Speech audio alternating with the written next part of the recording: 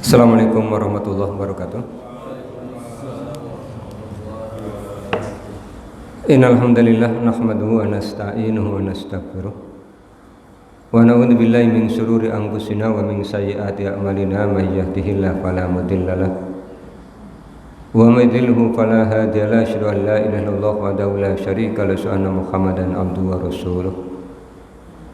Allahumma sholli ala Muhammad wa ala ali Muhammad kama shallaita ala Ibrahim wa ala ali Ibrahim wa barik ala Muhammad wa ala ali Muhammad kama barakta ala Ibrahim wa ala ali Ibrahim innaka Hamidum Majid. Hadirin yang mudah-mudahan dirahmati oleh Allah. Syukur alhamdulillah marilah senantiasa kita panjatkan kehadirat Allah Subhanahu wa taala atas seluruh limpahan nikmat yang telah Allah berikan kepada kita. Salawat, salam dan keberkahan kita mohonkan kepada Allah agar senantiasa tercurah kepada Rasulullah Muhammad sallallahu alaihi wasallam dan keluarganya, sebagaimana Allah telah mencurahkan salawat, salam dan keberkahan kepada Nabi Allah Ibrahim alaihissalam dan keluarganya. Ibu bapak yang mudah-mudahan dirahmati oleh Allah, melanjutkan kajian kitab Sahih Al-Bukhari. Pada malam hari ini kita akan mengkaji bab ke-26, hadisnya ke-88. Babnya diberi judul bab melakukan perjalanan untuk menanyakan suatu masalah dan mengajarkan kepada keluarganya. Babur rihlati fil mas'alatin nasilati wa ta'limi ahlihi. Imam Al-Bukhari berkata, Bismillahirrahmanirrahim, Haddatsana Muhammad ibn Muqatilin Abul Hasani qala akhbarana Abdullah qala akhbarana Umar ibn Sa'id ibn Abi Husainin qala haddatsani Abdullah ibn Abi Mulaikah an Uqbah bin al-Harisi annahu tazawwaja ibnata li Abi Ihab ibn Azizin fa'atathum ra'atu faqalat inni qad arda'tu Uqbata wallati tazawwaja. Faqala laha Uqbatu ma a'lamu annaki arda'tani wala akhbartini. Faraqiba ila Rasulillahi sallallahu alaihi wasallam bil Madinati fasalahu faqala Rasulullahi sallallahu alaihi wasallam kaifa wa qad qila fafaraqaha Uqbatu wa nakahat zaujan ghairahu.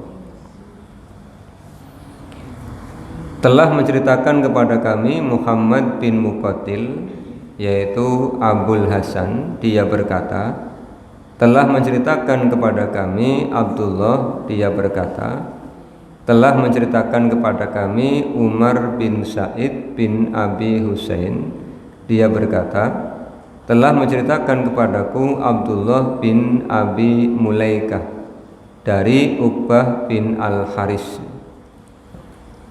annahu, bahwasanya dia telah menikahi anak perempuan Abu Ihab bin Aziz. Kemudian datang kepada dia seorang wanita, kemudian berkata, sesungguhnya aku sungguh telah menyusui Uqbah dan wanita yang telah dinikahinya. Kemudian Uqbah berkata kepada wanita tersebut, aku tidak tahu bahwasanya engkau telah menyusuiku dan engkau tidak mengabarkan kepadaku. Kemudian Uqbah berkendara ke Madinah untuk menemui Rasul dan bertanya. Rasulullah SAW kemudian bersabda, bagaimana engkau bersikeras padahal sudah dikatakan. Kemudian Uqbah menceraikan istrinya dan istrinya menikah dengan laki-laki lain. Ini terjemah dari hadis ke-88. Tadi judulnya apa Bapak Ibu?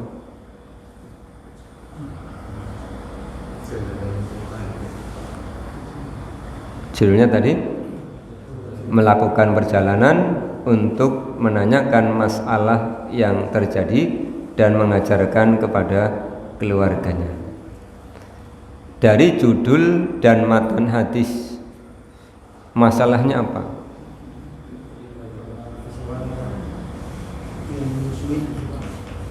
Masalahnya yang menyusui.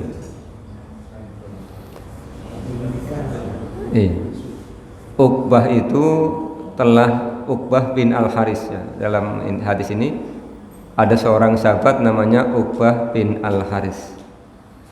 Dia telah menikahi seorang wanita putri dari Ihab bin Ajiz. Setelah akad nikah selesai dilaksanakan, kemudian datang kepada Uqbah seorang wanita. Di sini tidak disebutkan nama wanita itu. Kemudian dia mengatakan pada Uqbah, sesungguhnya aku, sungguh, ini suatu kalimat yang menunjukkan keadaan yang sebenarnya.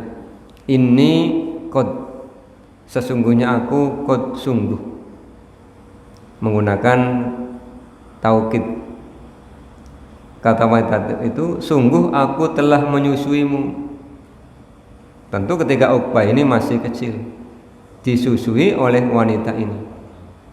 Dan kata wanita tersebut, aku juga telah menyusui wanita yang engkau nikahi. Saudara satu susuan. Kemudian apa kata Uqbah? Aku tidak tahu dan engkau tidak memberitahuku. Kan baru datang wanita ini setelah terjadi pernikahan. Untuk mendapatkan penyelesaian atas masalah yang dihadapi, Uqbah kemudian menaiki kendaraannya dan pergi ke Madinah. Untuk apa? Minta fatwa kepada Rasul. Apa jawaban Rasul? Kaifa wa qad qila. Bagaimana engkau bersikeras? Wong faktanya demikian. Artinya aturan tentang mahram itu sudah turun. Uqbah menanyakan Rasulullah untuk mendapatkan kepastian apa yang harus dilakukan. Sekarang kita lihat aturannya di dalam Al-Quran surah An-Nisa ayat yang ke-23. Allah menjelaskan siapa-siapa yang menjadi mahram. Mahram itu artinya wanita-wanita yang haram untuk dinikahi. Maka ada istilah mahram sementara dan ada istilah mahram selamanya. Mahram sementara itu apa? Ketika masih ada sebabnya, dia masih mahram. Tapi ketika sebabnya sudah tidak ada, maka dia sudah tidak mahram, bisa dinikahi. Yang mahram sementara misalnya siapa? Wanita yang sedang melaksanakan ihram. Karena di antara larangan ihram adalah dilarang menikah. Jadi nanti nikahnya setelah selesai melaksanakan ihram. Berarti rangkaian dari haji selesai baru boleh nikah. Namanya mahram sementara. Kemudian siapa lagi yang mahram sementara? Wanita yang masih dalam keadaan iddah. Ini mahram sementara. Ketika iddahnya selesai, maka dia boleh dinikahi. Kan selama masa iddah tidak boleh menikah. Itu aturan dari Allah Subhanahu wa ta'ala. Di antara hikmahnya apa? Ketika cerainya cerai hidup, barangkali si suami berubah pikiran, si istri berubah pikiran, kemudian ingin memperbaiki hubungan. Apa Bu? Rujuk. Setelah cerai ternyata terkena pepatah Jawa, urung-urung anak ulane, barang burung dadi gelane, kan gitu kan. Pinter. Jadi setelah cerai kemudian menyesal, ternyata menyesal. Kemudian diajak rujuk, ternyata istrinya bersedia, ya silahkan. Rujuk itu ketika masa iddah masih berlangsung. Kalau sudah selesai masa iddah, namanya bukan rujuk, tapi nikah. Seorang laki-laki menceraikan istrinya masih haid. Setelah diceraikan, masa iddahnya berapa? 3 kali kuru. 3 kali kuru itu 3 kali suci setelah 3 kali haid. Bulan ini haid, kemudian suci, kemudian nanti haid lagi, suci lagi, haid lagi, suci lagi, namanya 3 kali kuru. Selama masa iddah ini suami boleh rujuk kembali dengan istrinya. Kan diberi waktu untuk rujuk. Lah rujuk itu cukup ijab kabul ditambah dengan 2 orang saksi laki-laki. Kalau cerainya belum ke pengadilan, kalau pengadilan kan nanti dapat surat cerai, dapat surat keterangan cerai, janda atau duda. Ini maka bisa rujuk. Tapi kalau sudah selesai masa iddahnya, kemudian mau kembali kepada istrinya, ya nikah seperti pernikahan awal. Ada ijab kabul, ada wali, ada saksi, ada mahar, ada walimah. Nanti anak-anaknya bisa menjadi saksi kan.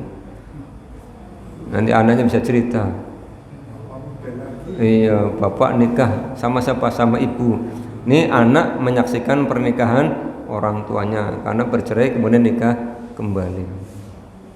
Makanya kenapa kaum pria itu harus hati-hati, sebab cerai itu ada pada lidah kaum pria, bukan pada kaum wanita. Makanya hati-hati ya. Jangan dikit-dikit terus mengancam. Nanti kalau jatuh talak baru tadi ketun, jatuh talak kan. Itu yang mahrum sementara ketika wanita sedang dalam keadaan iddah. Jadi ketika iddahnya sudah selesai, maka boleh dinikahi. Yang ketiga, mahrum sementara siapa? Mahrum itu artinya wanita yang haram dinikahi, Bapak Ibu. Wanita yang masih bersuami, maka tidak boleh wanita yang sudah bersuami kemudian menikah kembali.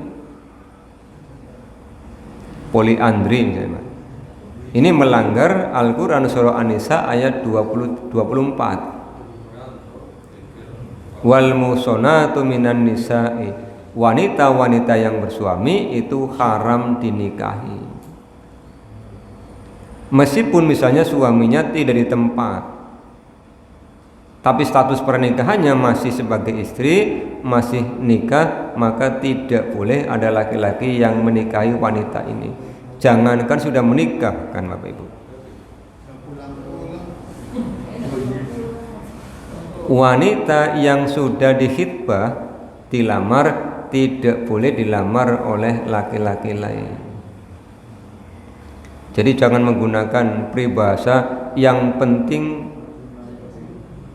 janur kuning belum melengkung, masih ada kesempatan jangan. Pulang-pulang nggak ada apa jelasnya.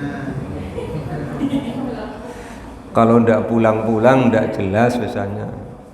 Kalau mau membuat kejelasan, ya mengajukan gugatan ke pengadilan, maka kita mengenal istilah rapah. Jadi wanita yang menggugat cerai suaminya. Tapi kalau masih ada hubungan, masih ada koneksi, masih memberikan nafkah karena lagi cari harta di luar, ya jangan. Ada suaminya kok nikah kembali. Ini tidak sah pernikahannya karena melanggar An-Nisa 24. Itu mahram sementara. Kemudian di An-Nisa 23 Allah menjelaskan mahram selamanya. Artinya apa? Selamanya wanita-wanita ini haram dinikahi. Allah menyampaikan, "Hurrimat alaikum ummahatukum." Telah diharamkan atas kalian menikahi ibu kalian. Ibu kandung itu haram dinikahi. Ada legenda apa Pak? Sangkuriang ya. Tapi kan tidak jadi nikah. Iya kan tidak jadi nikah karena begitu dipegang kepalanya kok ada bekas luka. Dulu ketika kecil pernah ditutuk pakai uleg-uleg katanya, apa centong. Jadi wanita ibu itu haram dinikah termasuk ke atas. Ibu haram dinikahi, ibunya ibu juga haram dinikahi. Nenek, ibunya nenek juga haram dinikahi. Buyut dan ke atas terus. Kemudian wabanatukum, anak perempuan itu haram dinikahi. Anak perempuan haram dinikahi. Kemudian anaknya anak cucu perempuan juga haram dinikahi. Terus ke bawah. Yang ketiga, wa akhawatukum, saudara perempuan. Kakak adik perempuan itu haram dinikahi. Wa ammatukum, bibi dari ayah. Adiknya ayah, adiknya ibu. Kan bibi dari jalur ayah itu haram dinikahi. Bibi itu ya bulik, ya bude. Dalam bahasa Jawa kan ada bulik berarti adiknya ayah, bude adiknya, ya kakaknya ayah. Tapi kalau dalam bahasa Arab ammatu itu berarti bibi dari jalur ayah. Wa khalatukum, bibi dari jalur ibu, adiknya ibu, kakaknya ibu yang perempuan itu haram dinikahi. Wa banatul akhi, anak perempuan dari saudara laki-laki, keponakan perempuan dari kakak kita yang laki-laki, adik kita yang laki-laki itu mahram, keponakan. Wa banatul ukhti, anak perempuan dari saudara perempuan, keponakan tapi dari Mbak Yu, atau anak dari adik kita yang perempuan. Kemudian wa ummahatukum allati arda'nakum wa akhwatukum minar radha'ah, ibu-ibu yang menyusui kalian. Tadi yang dikisahkan oleh Uqbah bin Al-Haris, wanita itu mahram bagi Uqbah. Dan kata Allah, wa akhwatukum minar radha'ah, saudara satu susuan. Jadi anak perempuan orang lain yang disusukan kepada wanita yang sama menjadi mahram bagi bayi laki-laki ini yang menyusu pada wanita tersebut. Ini mahram selamanya. Makanya ketika bapak ibu misalnya mau cari mantu tetangga, diingat-ingat. Kue bocah kue lagi cilik sokan, kadang-kadang suka khilaf kan gitu ya. Sama-sama punya anak kecil baru 1 tahun, ibunya lagi ke pasar sama bapaknya di rumah. Ya, tetangganya ada juga ibu sama suaminya punya anak kecil. Begitu ini nangis udah berhenti, tetangganya bilang mene gawe mene, ya, kan? Terus dikasih ASI. Lah ternyata ketika dewasa suka sama suka.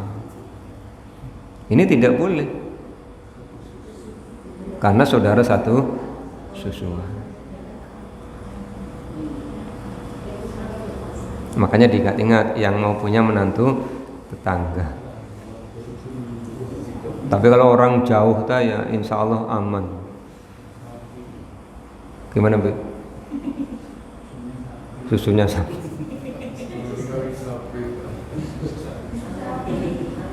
Berikutnya wa ummahatu nisaikum, ibu dari istri panjenengan, mertua itu mahram selamanya.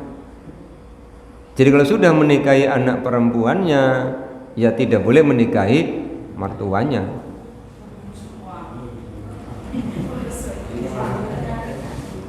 Gimana Bu?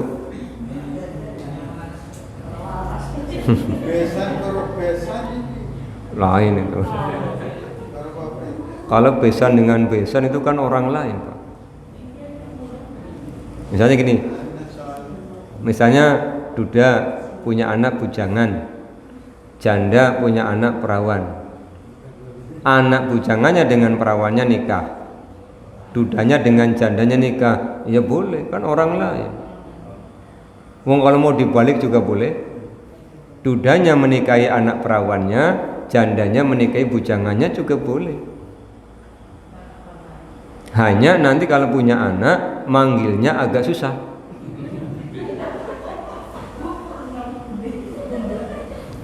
Kalau ketemu juga agak susah manggilnya. Bapakku menantuku, ibuku mertuaku, apa kebalik gitu kan? Apa mantuku mertuaku, itu kan jadi susah. Tapi kalau bujang dengan perawan, duda dengan janda, ya tidak masalah, orang lain. Ini bukan mahram. Tapi kalau anak perempuannya sudah dinikahi, maka mertua perempuannya tidak boleh dinikahi selamanya. Kemudian waroba ibukumul lati fi hujurikum min nisaikumul lati dakhaltum bihin. Anak tiri kalau ibunya sudah dinikahi dan sudah dicampuri, maka anak tirinya menjadi mahram selamanya. Seorang laki-laki menikahi janda, jandanya punya anak perempuan. Setelah nikah terjadi pencampuran, maka anak perempuannya, anak tirinya haram dinikahi selamanya. Jangan sampai setelah selesai dengan ibunya meninggal nikahi anak tirinya, itu tidak boleh. Ini aturannya. Kemudian fala junaha alaikum wa khalailu abnaikumul ladzina min aslabikum. Yang boleh dinikahi adalah mantan istri anak angkat. Mantan istri anak angkat. Misalnya fulan ngangkat anak A. A ini dengan fulan tidak ada hubungan apa-apa Pak, orang lain. Nah setelah dewasa A ini menikah dengan B. Karena suatu hal A menceraikan B. Lah fulan ini duda, fulan ini boleh menikahi mantan istri anak angkatnya. Sebagaimana yang terjadi pada Rasulullah ketika menikahi Zainab binti Jahsy. Zainab binti Jahsy itu kan istrinya Zaid bin Harithah. Ketika diceraikan, kemudian Zainab dinikahi oleh Rasul. Jadi anak angkat itu, apalagi anak angkat yang bukan ponakan gitu Bapak Ibu ya. Anak angkat yang bukan ponakan itu tidak punya hubungan nasab dengan orang tuanya. Makanya ketika dia sudah balik harus diperlakukan sebagaimana aturan yang benar. Ngangkat anak laki-laki sudah balik, ya tidak boleh dekat-dekat dengan ibu angkatnya karena dia orang lain. Ngangkat anak perempuan, dia sudah balik, jangan dekat-dekat dengan ayah angkatnya karena dia orang lain. Dan nanti ketika mau nikah, kalau anak perempuan diberitahu tentang siapa ayah nasabnya, karena ayah nasabnya yang punya hak untuk menjadi wali. Kemudian Allah menyampaikan wa an tajma'u bainal ukhtaini illa ma qad salaf. Ada mahram sementara lagi. Siapa? Adik ipar. Seorang laki-laki menikahi seorang wanita. Wanita ini punya adik perempuan. Maka adik perempuan ini mahram sementara.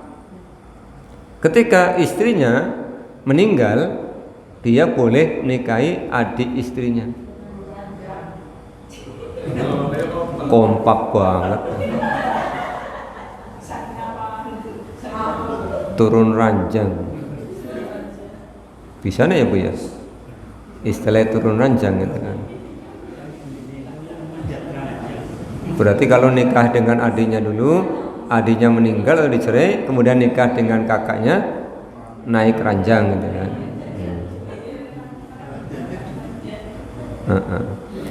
Jadi dilarang mempoligami wanita kakak beradik. Dilarang mempoligami ponakan dengan buliknya. Kalau dengan yang lain boleh. Asal memenuhi syarat An-Nisa ayat yang ketiga. Ini mahram. Lah yang menimpa Uqbah ini ditanyakan pada Rasulullah. Kemudian jawab Rasulullah, mengapa kamu bersikeras? Artinya apa? Sudah tahu aturannya, ya sudah. Kemudian Uqbah pulang kembali menemui istrinya dan Uqbah menceraikan istrinya. Uqbah bin Al-Haris ini menunjukkan orang yang melaksanakan An-Nisa 65. Apa kata Allah? Fala wa rabbika la yu'minuna hatta yuhaqqimuka fima syajara bainahum summa la yajidu fi anfusihim harajan mimma qadaita wa yusallimu taslima. Kata Allah, demi Allah Tuhanmu, mereka tidak dianggap sempurna keimanannya sebelum mereka menjadikan engkau sebagai hakim atas permasalahan di antara mereka. Ini Uqbah kan ada masalah, datang pada Rasulullah. Rasul memberikan keputusan, kemudian yang dilakukan oleh Uqbah, la yajidu fi anfusim haraja. Uqbah tidak merasakan berat hati. Tadinya berat ketika yang memberitahu wanita tadi, tapi ketika Rasulullah sudah memberikan jawaban, Uqbah tidak merasa berat. Dia pulang, kemudian dia menceraikan istrinya. Ini yang oleh Allah dikatakan mimma qadaita wa sallimu taslima. Engkau tunduk rela hati atas keputusan Rasul. Ini teladan terbaik para sahabat itu. Jadi apapun yang Rasulullah putuskan untuk mereka, pasti mereka melaksanakannya. Jangan bilang iya tapi anak tapi ini. Nah, kemudian wanita yang diceraikan tadi menikah dengan laki-laki lain. Kenapa tidak ada iddahnya? Karena seorang wanita yang dicerai sebelum dicampuri tidak ada masa iddahnya. Jadi pagi hari nikah, kemudian sore harinya eliknya ucul terus balik. Musing ucul wong lanangnya, musing ucul wong wadone gitu kan. Nah, maka tidak ada iddahnya. Cerita-cerita orang zaman dulu banyak kejadian. Tapi cerita-cerita orang zaman sekarang jarang kejadian. Apa sebabnya? Zaman dulu yang nyarikan orang tuanya. Lagi di sawah disusuli, nok balik dangdan atus panapa sih panti nikahna. Lagi ning sawah nonggone wong derep misalnya. Iya anak perempuannya. Kan Zaman dulu wanita-wanita tidak sekolah. Jadi usia 12, 13, 14 itu sudah dianggap besar gitu kan. Begitu pulang nikah dalam suami ini ganing.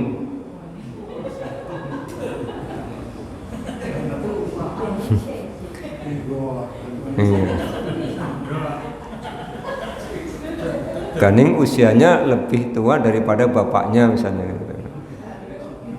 Mau nolak, takut sama bapaknya, ndak nolak, ndak suka. Hanya setelah selesai nikah pergi, kan elik.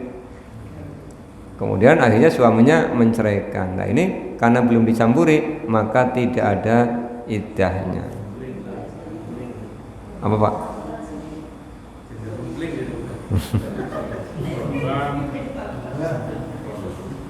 Iya itu aturannya begitu. Aturan hukum Allah Subhanahu wa taala.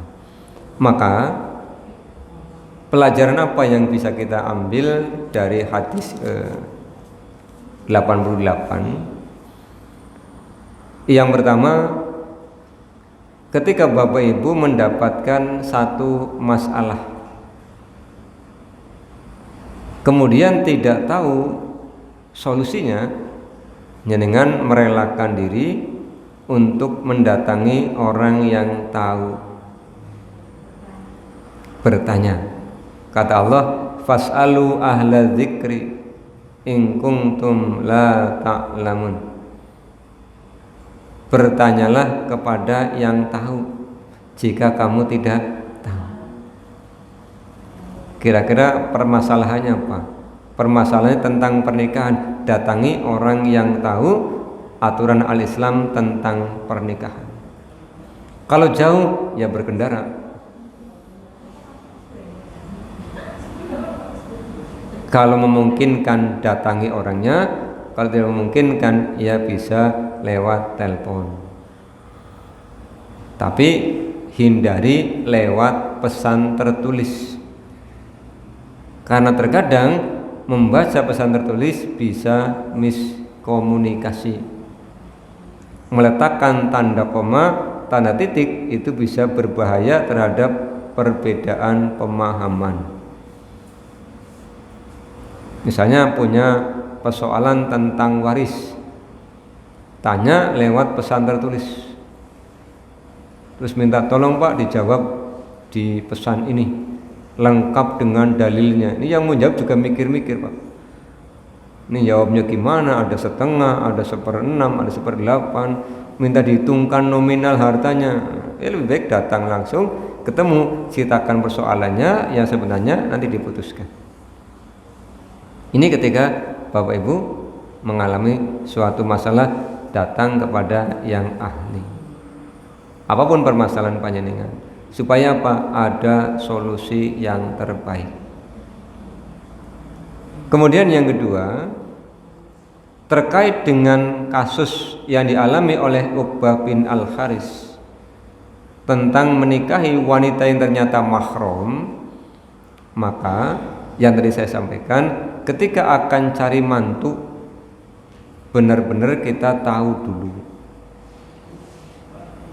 baik kita anak laki-laki maupun kita anak perempuan, kita cari tahu dulu yang akan jadi menantu kita itu siapa.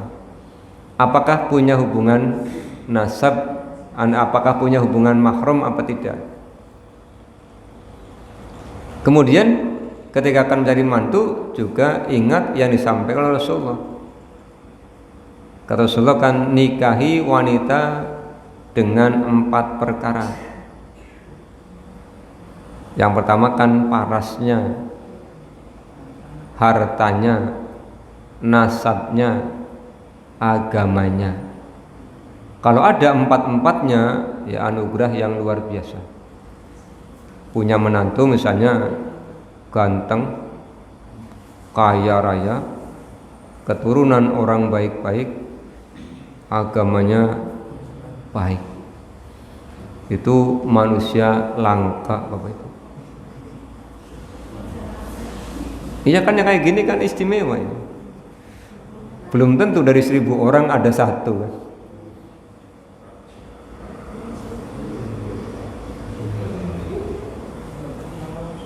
Kalau tidak bisa, ya kata Rasulullah, perhatikan agamanya.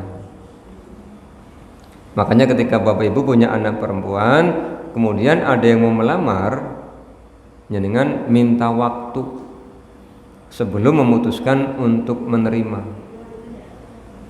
Bilang sama calon menantu panjenengan, ibu minta waktu 15 hari. Kok lama banget Bu? Iya. 3 hari untuk istikharah, 12 hari untuk investigasi.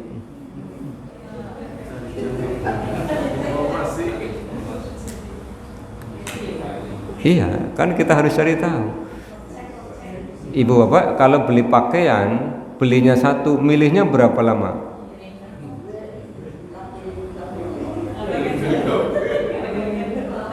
Iya kan? Kalau beli kendaraan, milihnya berapa lama? Ini milih laki-laki yang akan kita amanahi untuk memimpin anak perempuan kita. Maka harus lebih selektif. Kita susah payah jaga anak perempuan sampai usia 22 tahun Pak, sampai jadi sarjana, kemudian diserahkan kepada laki-laki yang tidak kita kenal, tidak kita ketahui akhlaknya, kan bahaya. Jadi harus kita tahu. 12 hari kita investigasi, kita utus orang ke kampung halamannya. Bukankah Rasulullah memberikan pembelajaran, kalau kau ingin tahu akhlak seseorang, tanyalah tetangganya. Datang ke desanya, kita cari tahu. Situ 12 hari cari informasi yang lengkap. Ternyata dia akhlaknya baik. Selain akhlaknya baik, juga berkepribadian. Punya rumah pribadi, punya mobil pribadi, punya perusahaan pribadi, udah cocok, mantap. Jangan sampai bapak ibu cari menantu empat-empatnya ndak ada, agamanya tidak punya. Tanya, kamu agamanya apa mas? Keder jawabnya.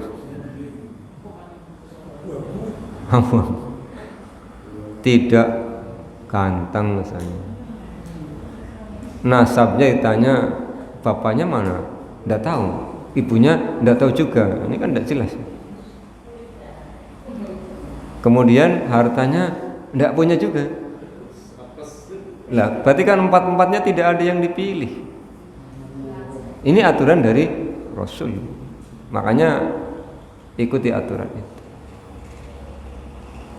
Kemudian yang ketiga, ketika hendak menikahkan putra putri tadi harus diketahui apakah punya hubungan mahram apa tidak. Sebab ketika ada hubungan mahram kemudian diketahui dan dinikahkan, dengan sendirinya pernikahannya menjadi batal. Misalnya gini, kakak beradik, ketika kecil adiknya dititipkan pada orang lain, orang tuanya tidak cerita. Suatu saat merantau ke kota besar, kemudian ketemu. Apa bu? Kayak sinetron. Kayaknya senang nonton sinetron ini sampai sudah tahu kisahnya. Ya barangkali ada kejadian begitu. Lah ketika kemudian mau nikah kan dicari tahu dulu, ini perempuannya anaknya siapa.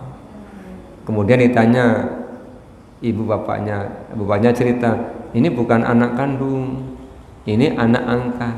Ditelusuri, ngangkatnya dari mana? Dari sini. Oh ternyata adiknya, ya tidak boleh. Karena kalau dilanjutkan melanggar An-Nisa 23 tadi, berarti pernikahannya menjadi batal. Bagaimana kalau udah kejadian? Sudah nikah sampai 7 tahun, punya anak 3. Jadi 2 tahun kan anaknya 3. Baru tahu ternyata si istri adalah adiknya suami. Ya sudah, diceraikan. Jangan eman-eman ya wis dua anak telu lanjutkan, ndak bisa. Kalau kemarin dianggap biasa, sah karena belum tahu. Setelah tahu menjadi batal.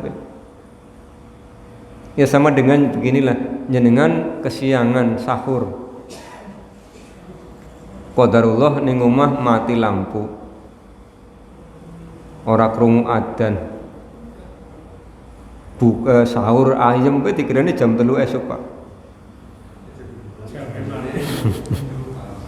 Jamnya mati ternyata. Begitu lagi sahur belum selesai, ada orang datang. Bisa nih jam 3 ana wong bertamu. Begitu buka jendela tengah 6. Tadi tidak batal karena tidak tahu, tapi begitu tahu, tanggung kayak enak ayam gorengnya batal, Pak. Karena sudah tahu. Jadi ke informasi yang datang kemudian menyebabkan kita tahu, ketika melanggar syariat yang menjadi batal. Tapi kalau tidak, kan belum tahu. Makanya tadi pernikahan antara Uqbah bin Al-Haris dengan anaknya Ihab itu sah karena belum tahu. Tapi ketika diberitahu menjadi tidak sah. Makanya begitu pulang setelah menemui Rasulullah, istrinya suruh diceraikan, dipulangkan kepada Ihab, dan oleh Ihab dinikahkan dengan zawzan ghairah, laki-laki lain. Kenapa ini penting, Bapak Ibu? Pernikahan menyatukan laki-laki dan perempuan menyangkut hubungan halal dan haram. Kan kalau laki-laki dengan perempuan belum nikah itu kan haram. Menjadi halal setelah diadakan akdun nikah, ada ijab qabul yang syarat-syaratnya harus dipenuhi. Ada mempelai laki-laki, ada mempelai perempuan, ada ijab, ada qabul, ada saksi. Walinya juga yang punya hak jadi wali. Bukan sembarangan lah siapa musapa ini jadi wali. Kayak ngambil rapot itu, Pak. Ngambil rapot orang tuanya tidak bisa datang, terus di jalan ketemu orang, Pak ngambilkan rapot bisa. Terus nanti di sana ngakunya apa? Ngakunya wali gitu kan. Nikah tidak bisa begitu karena ada aturannya. Kalau mahram tadi jalurnya perempuan semua, kalau wali jalurnya laki-laki. Ayah itu jadi wali. Ayahnya tidak ada, adiknya ayah, kakaknya ayah yang laki-laki, bapaknya ayah, kakek. Tidak ada, ya ke bawah nanti. Kakaknya yang mau nikah, adiknya yang mau nikah, ini wali. Makanya kenapa Islam ini mengharamkan perzinahan. Karena kalau terjadi perzinahan jelas dosa. Kalau nanti melahirkan anak perempuan, masalah perwaliannya ketika menikah. Jadi efeknya kemana-mana. Hikmah diharamkannya suatu perkara, pasti ada sesuatu akibat madorot yang akan diterima oleh yang melakukan pelanggaran itu. Nah, persoalan-persoalan seperti ini ketika kita tidak tahu ilmunya, maka datangi yang tahu untuk mendapatkan solusi. Kalau sudah dapat solusi, disampaikan dalilnya dari Al-Quran, dari hadis, ya tinggal sami'na wa ata'na. Bapak Ibu yang mudah-mudahan dirahmati Allah, demikian bab ke-26 hadis ke-88. Mudah-mudahan bisa kita pahami dan pelajaran-pelajaran yang tadi saya sampaikan bisa kita ambil hikmahnya. Akhirnya marilah kita tutup dengan bersama baca doa kafaratul majlis. Subhanakallahumma wa bihamdika asyhadu an la ilaha illa anta astaghfiruka wa atubu ilaika. Assalamualaikum warahmatullahi wabarakatuh.